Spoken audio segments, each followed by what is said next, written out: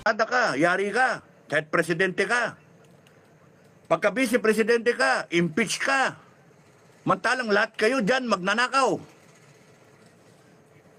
Yung klaseng batas yan ng mga politiko. Batas ng mga abusado. Babalik na rin, tatakutin taong bayan. Kayong mga Pilipino na tanga.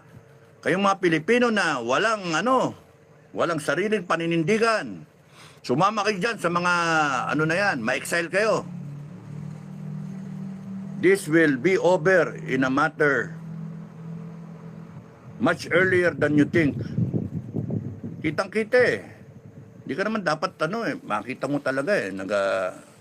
Kitang-kita, buong mundo na nga eh. Nagraralin Pilipino. Never before. Nangyayari ngayon. Never before in the history of this planet Earth. No? I don't know about the universe, pero I'm sure of this planet Earth, itong planeta na to, na ang isang tao ay pinagdiwang ng milyon-milyon na tao all over the planet ang birthday niya.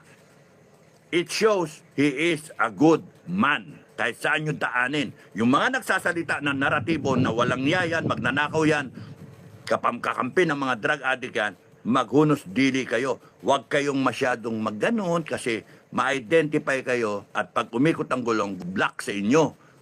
Eh yung taong bayan ang huhusga sa inyo. O tsaka kayo, mga bayad kayo. Bayad kayo. Baka nakakita, ganun karami. Tanungin nyo nga sarili nyo. Tanungin nyo. Kayo, mag-birthday kayo, nag-greet sa inyo. Sa akin, may mga 800, 400, ganun. 400, 800 na katao, nag-greet sa happy birthday, happy birthday. Ito milyon eh. Milyon-milyon na tao. Buong mundo. Imagine that. Tapos sinasabi pa, bring him home. Imagine. Isa yun. Never before in our history, in the planet's history, in the planet's existence, mula nung panahon ng Egyptians, earliest Sumerians, earliest civilization, hanggang ngayon, caveman, walang mga nagsasabi, happy birthday, Tatay Digong, wala. Ito lang, ngayon lang. Di ba?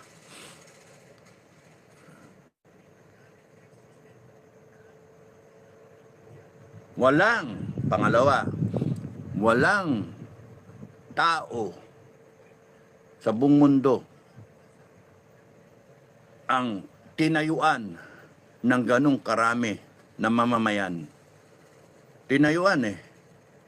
Kaya hindi nyo masisisi, ginalit niyo yung taong bayan eh.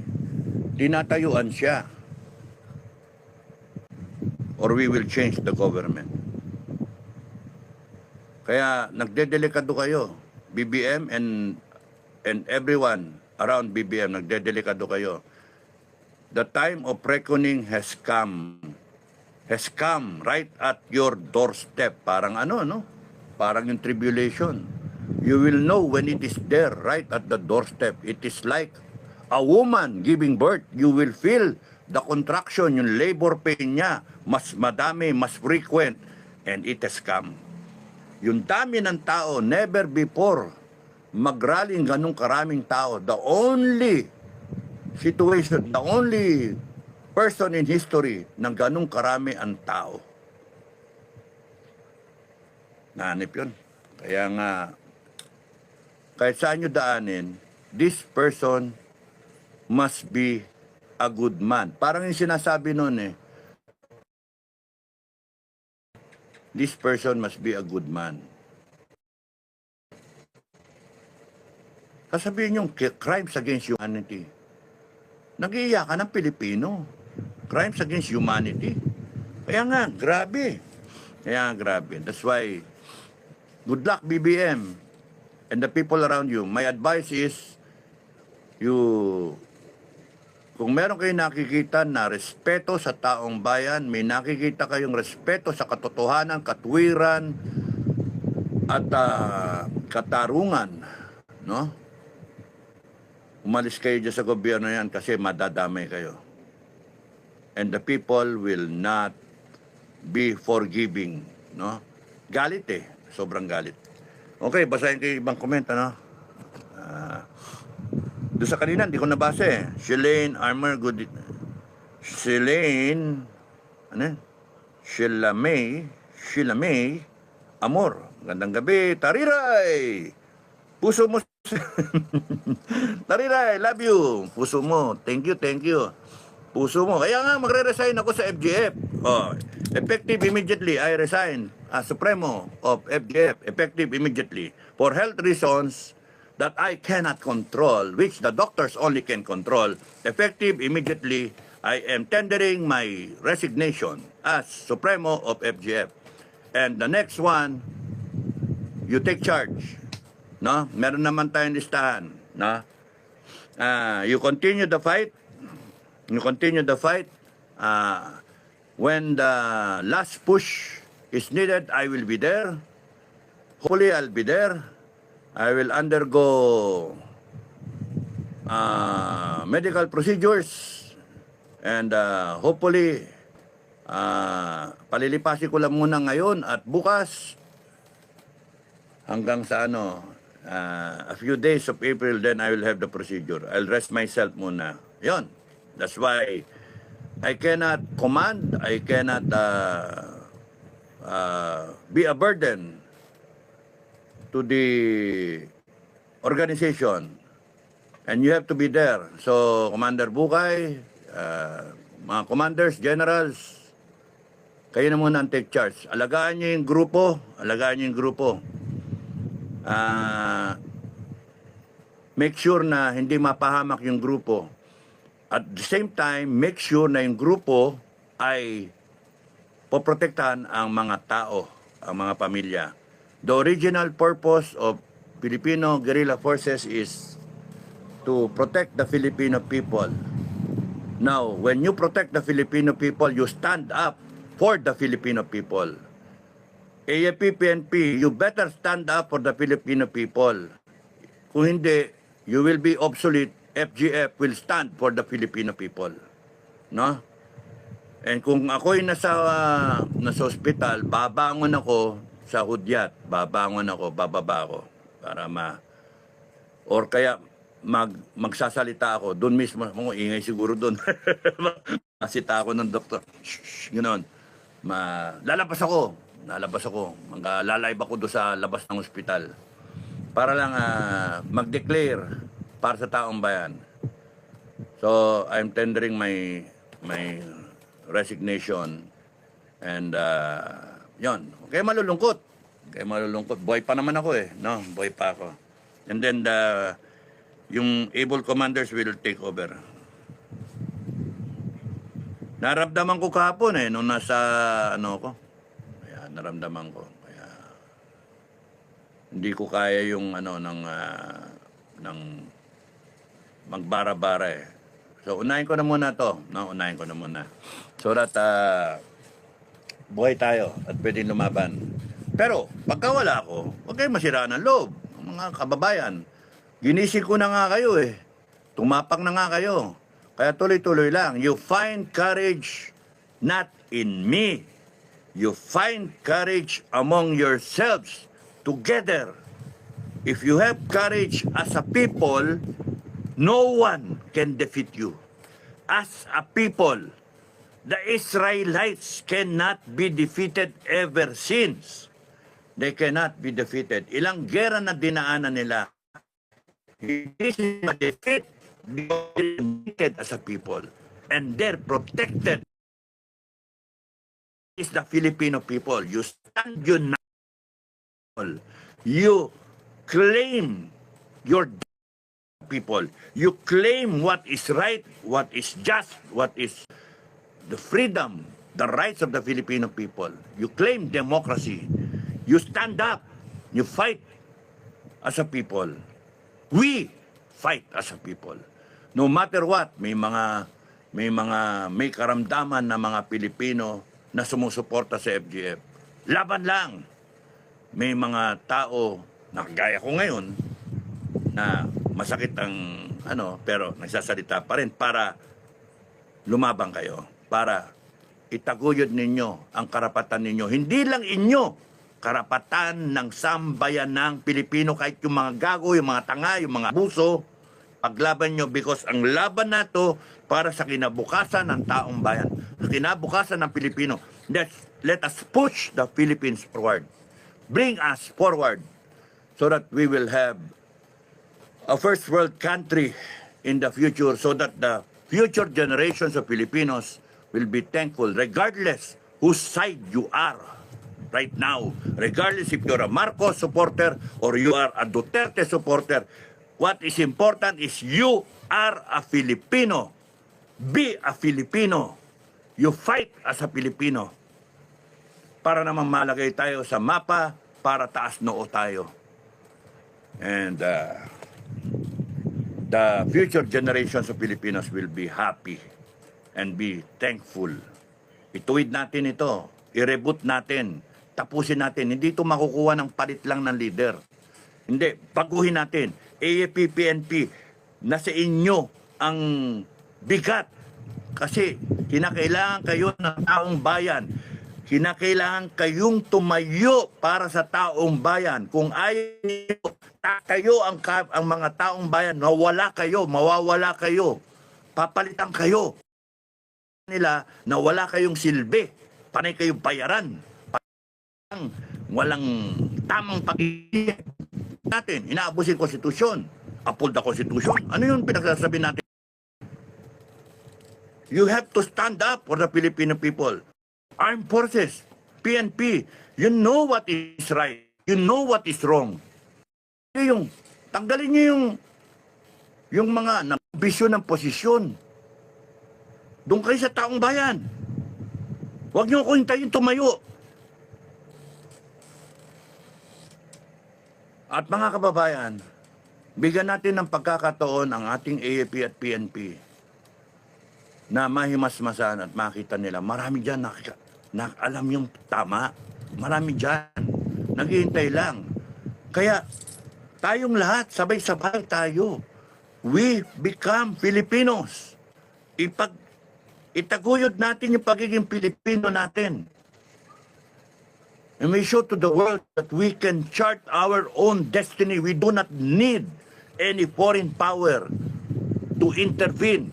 We can stand up and correct what is wrong. We can reboot this country. We can change the system. We can put the country forward better than what it is right now because we deserve as a people. Yung mga troll dyan, mga hinayo pa kayo, damay kayo. Damay kayo sa mayayari. Okay. So, Tariray, huwag kayong malulungkot. Nagpapagaling lang ako, hindi na makuha sa ano to. Hindi na makuha na mainlove ako eh. Hindi na makuha. Na kailangan, sabi, ano daw eh.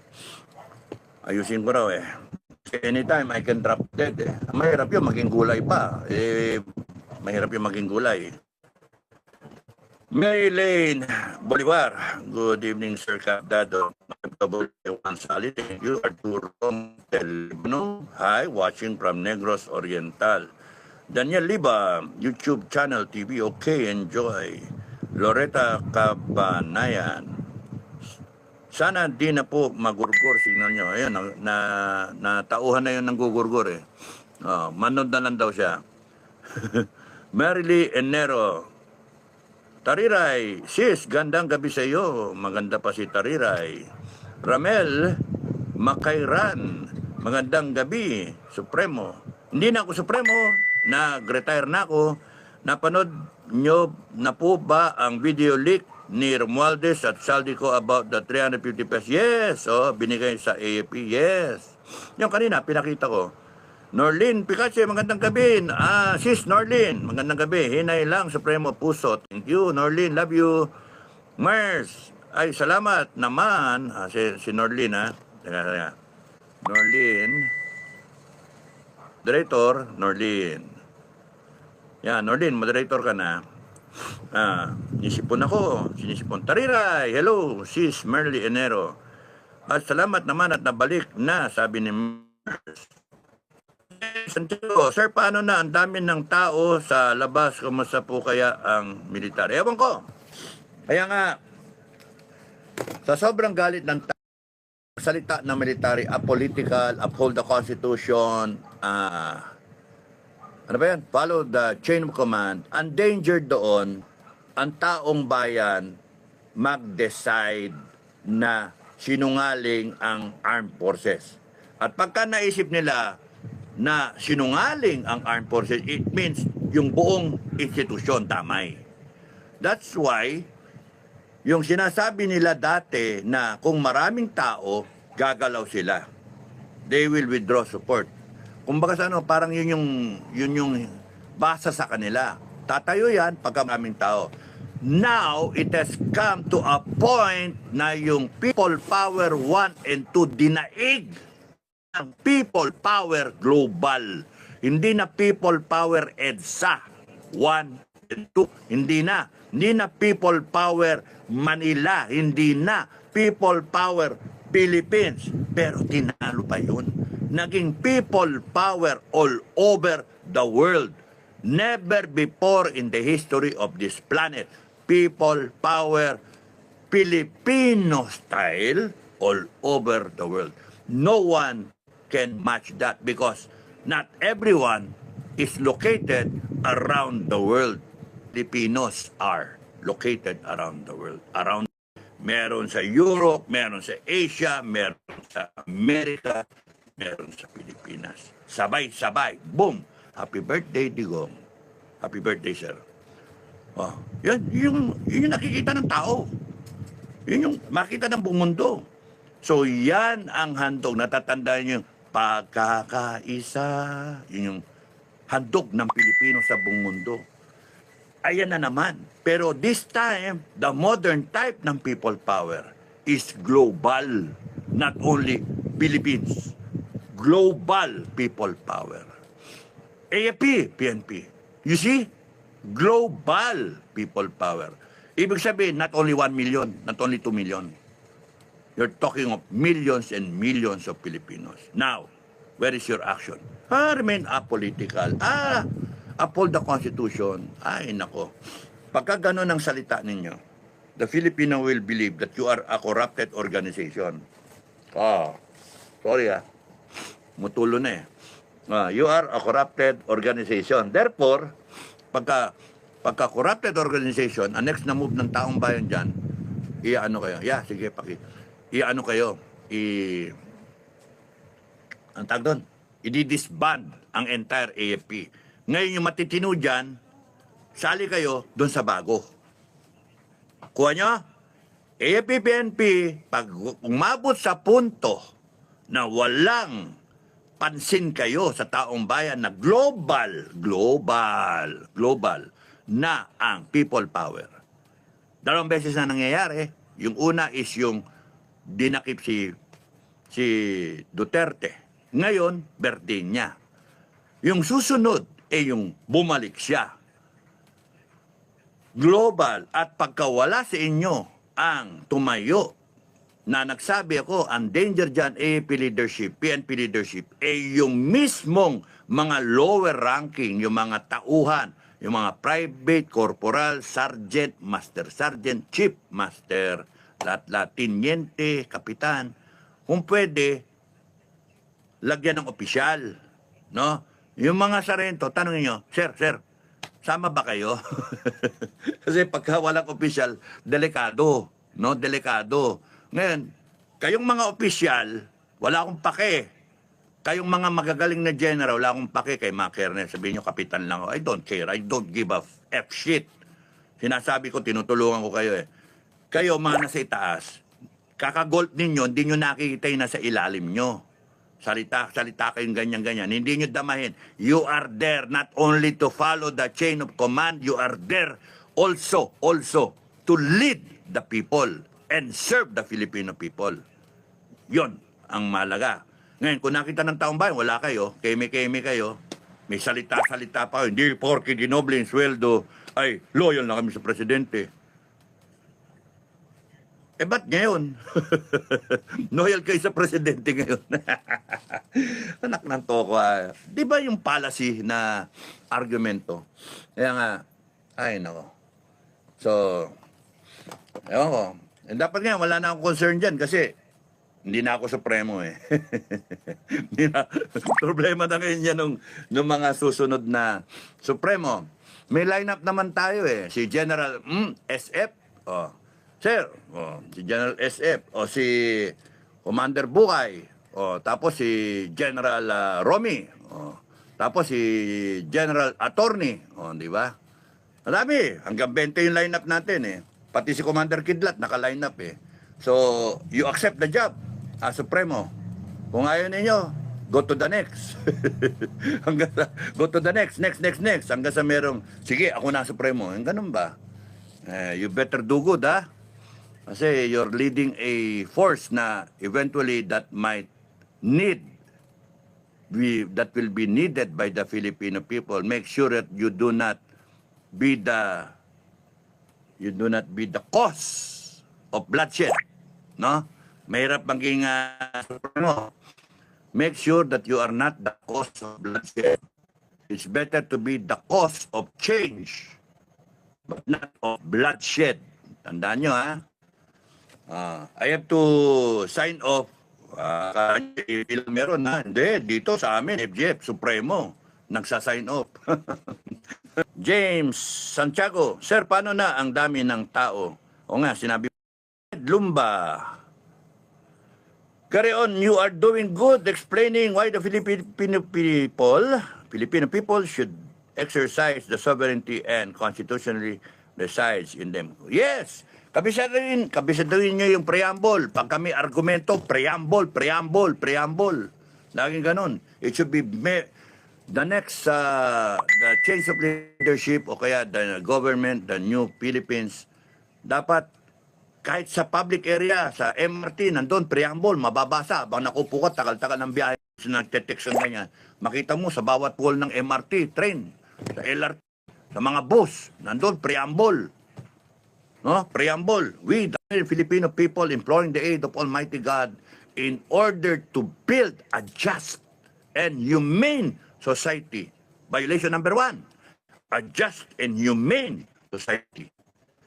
Shit na ba natin yung mag-droga, maging komunista, mag-abuso sa power?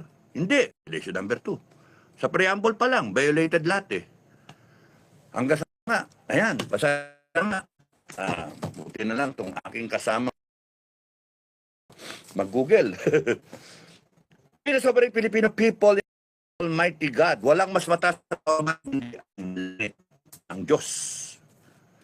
In order to build a just and humane society and establish a government that shall embody our ideals and aspirations, yung hinahangad natin, promote the common good. No? Common good ba yung may Pilipinong natutulog sa kalsada? Common good ba yung Pilipino na takot na lumabas sa kalsada o umuwi dahil sa marerape o mananakawan? Common good ba yung Pilipino na nagsasaka para maghugas ng puwet ng kung sino man din niya kakilala kay Honey Ho para lang buhayin yung pamilya niya, and then pag uwi niya drug addict yung anak o na-rape yung anak o kaya yung asawa niya sumakabilang bahay. That's not the common good. The common good is a happy Filipino family, a happy citizen, accorded due process. Ano ginawa nyo kay Duterte? Hanip kayo. Violation number 3. Conserve and develop our patrimony. Conserve and develop our patrimony. Tama ba yun na yung mining laws natin mas mabigat ang kinikita ng mga dayuhan o kaya ng mga kapitalista, samantalang ikusan mo kinukuha ang barangay yun. Hindi nila natitikman yung benefit nung hinuhukay kay Gintuman yan, kay Buhangin yan, graba, napakawalang yan ng mga batas natin. Kawawa ang Pilipino. Dapat yan yung mga nakukuwang yaman, government-owned at pakinabang ng lahat ng Pilipino. Lahat ng Pilipino. Equally shared among the Filipinos and will benefit the future generations of Filipinos. Hindi. Masyadong hindi balanse yung timbangan. Imagine, violation number 4. Di ba?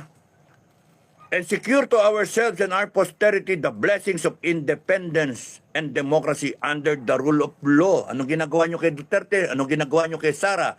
Okay lang kasuhan nyo eh. Kasuhan nyo si Sara. Impeach ninyo. Putya, impeach ninyo lahat ng sarili ninyo. Mga magnanakaw kayong lahat dyan.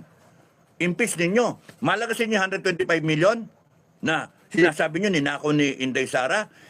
Eh, kinlaro na nga ng ng COA eh. Eh kayo, wala ni hani ho, panay kayo mga red flag ng COA. Hindi nyo ma-explika, bilyon-bilyon. Mga walang nga kayo, nayupa kayo, ang lalakas ng luloob ninyo, ang kakapal ng mukha ninyo, at niloloko nyo yung taong bayan. Sisirain ninyo si Inday Sara, pero yung sarili ninyo, tumatakbo kayo. Kung magsuot pa kayo ng mga ginto, magsuot kayo ng mga alas, ng mga bag, ng mga damit, meron kayo aeroplano, meron kayong jet, sports car, mga lote sa Forbes Park, bahay, mga hayop kayo. Uusigin namin kayong lahat. The Filipino people walang relo. in this God will be able to escape the wrath of the Filipino people. Hindi yung wrath, W-R-A-T-H. Hindi daga. Hindi, naka-rubber shoes lang. Inday Sara, rubber shoes. Oh, digong, bahay. Kita nyo, kundi dahil sa kagaguhan ninyo, na papasukin yung bahay, nakita ng buong mundo yung bahay ng isang dating presidente. Samantalang kayo, mga presidente ka ngayon, yung bahay mo nasa Forbes Park. Kayo, speaker, May bike ka pa sa abroad. ipay pa kayo sa abroad. Usigin namin kayo, and you better be out of this country because we will find you. Kahit saan kayo, we will find you. Kahit sino kayo, posisyon nyo sa gobyerno, we will find you because we will tap all the intelligence agencies in the world so that we will find you. Kala ninyo, tanga-tanga kami. Hindi. Intelligence kami. Lumaki kami sa Intel. Hahanapin namin kayo. Even na kahit umaba yung bigote, balbas ng isang tao hanggang sahig, hahanapin kayo. We will make sure, we promise na hanapin namin kayo. And you will face the people's wrath, the people's reckoning.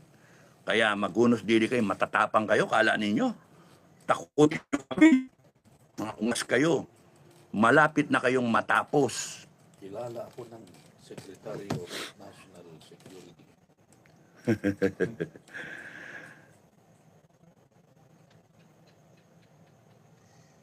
Under the rule of law and a regime of truth. Panay kasinungalingan, panay fake news. At binabaliktad nyo. Tao pa ang fake news ngayon. Kayong mga nasa, mainstream media, may kalalagyan kayo. Justice, freedom. Saan yung justice? Sinubo nyo si Digong. Ano ginawa nyo kay Kibuloy? Ano ginawa nyo kay OJC? Heartbeat pa kayo. Uusigin kayo ng taong bayan. And I will make sure of that. Nasa ospital lang ako eh. Sasabihin ko sa doktor, Dok, pwede ba punta ako Manila? Equality, love, equality. May freedom pa. Freedom, love, equality, and peace. Do ordain and promulgate this Constitution. Nandyan lahat eh. Kaya mga kababayan, huwag maging tanga sa sariling bansa. Huwag maging tanga at yung batas natin, yung pinaka-preamble natin, na siyang nagde-define ng gusto natin sa mga sumalaula sa ating batas, sa ating konstitusyon. Huwag kayong magpapaloko. Alamin ninyo yung ating konstitusyon kasi nandun lahat. The power of the people. Nandun lahat. And we will take back that power. Kahit sino kang presidente ka, kahit sino kang ahente ng gobyerno, sekretary ka man, military ka man, police ka man, kayo, mga police na abusado, we will take back that power and we will make sure na kayo will suffer the wrath of the Filipino people because justice is coming. True justice is coming. It's a tidal wave. You cannot prevent true justice. You cannot prevent equality coming. You cannot prevent the full force of the law. Kala ninyo, tangang tao? Hindi. The people will be united at that moment in time. And you will be running scared for your lives. Tatakot kayo, matakot kayo. Pero advance info, hahabulin namin kayo. Kahit saan lupal kayo magtago. Sa impyerno lang kami hindi susunod. Kahit saan kayong lupalop, kahit saan kayo isla pumunta, kahit saan bansa kayo pumunta, papasukin namin. Because we will be friends to all, enemy to none. Papasukin namin yung bansa na yun at kukunin namin kayo, dudukutin. At kung hindi namin kayo maiuwi sa Pilipinas, doon pa lang kukuha kami ng safe house. Gagastusan namin yung safe house. At doon pa lang, yari na kayo sa amin. Paparusahan namin kayo. Kala ninyong simple lang kami? Kaibigan namin mga intelligence agencies all over the planet. Kala ninyo, ano lang kami, just kami? Takutin nyo kami, gago kayo. Taong bayan ang nakakataas sa inyo. Okay? Fred Lumba, carry on. Thank you. Wendy, Klong, 25. Sir, ano masasabi mo kay Diwata na punta sa Davao? Grabe, gusto atang kontrolin, pati Davao ayon pinalaki ng pinutakti ng mura. Ay, oo, kasi hindi pwedeng nakalimutan ni Joel Torre yung pagiging polis. Sa kanya, umiral yung kanyang ambisyon at yung ang pananaw niya na babakapan siya ng presidente, higher power, si Tamba. But pagka ito, umikot ang gulong at kayong taong bayan ay nagbuklod, nagsama-sama, and you take back democracy, you take back rights, you take back justice, everything that is proper. You take back the power given them because they only have the power kasi pinahiram ninyo natin. Pinahiram lang natin. The moment we all decide enough is enough, we take back that power and we will have that power. We can even declare our own martial law. Takutin tayo martial law. Huwag kayo matakot, martial law. Saan galing yung power ng martial law? Saan galing yung power nila mag-declare ng martial law? Di ba sa taong bayan? All authority emanates from the people. Kaya pag ang taong bayan nag-declare ng people's martial law, doon kayo matakot sa gobyerno. Mga government, doon kayo matakot because it will never, hindi na mapipigil. You cannot, we cannot go back because it's all history in the making. People of the Republic declaring martial law. In contempt, you will all be under arrest.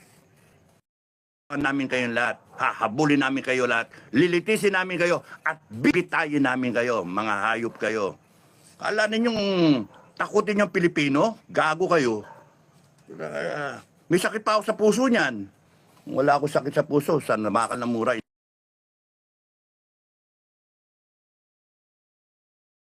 Have enough. We will stand up, we will rise up.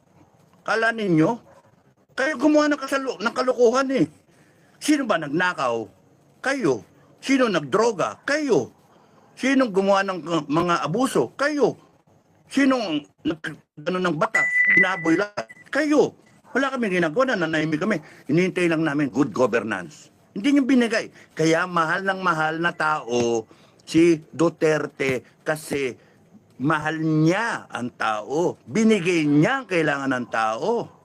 Tapos sisiraan ninyo, kaaway kayo ng tao.